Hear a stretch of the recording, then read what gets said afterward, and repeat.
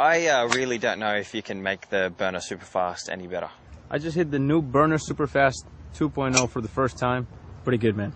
To me, this is very easy to aim. And wherever you think you're aiming, if that ball's going in that direction, that's all that matters in this game. Love your launch conditions. 17 degrees, 2100. That's perfect.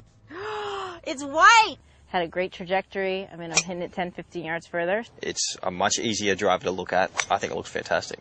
310 in the air, 337 total. That is really good. Holy crap. It really stands out. It pops out at you when it's down there behind the golf ball. These are the best numbers I've gotten all year. I actually think the white crown with the black face makes you focus more. I mean, you get the contrast between the ball, the face, and the crown, and it's perfect.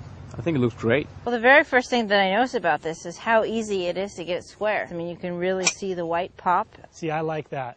I love that shot. And I could swing it faster. Put the Burner driver on the ground. It sits square to me. It feels great. You know, I was excited when the Ghost Putter came out because it stood out so much behind the golf ball, and now with the white driver, I just think it's going to be so cool. I can tell you, it feels awesome. It feels fast. As of now, there's really no other driver that can compete against it. Absolutely perfect. That is such a good driver, it's ridiculous. Man, I love it. Well, that last shot went 300. I haven't been able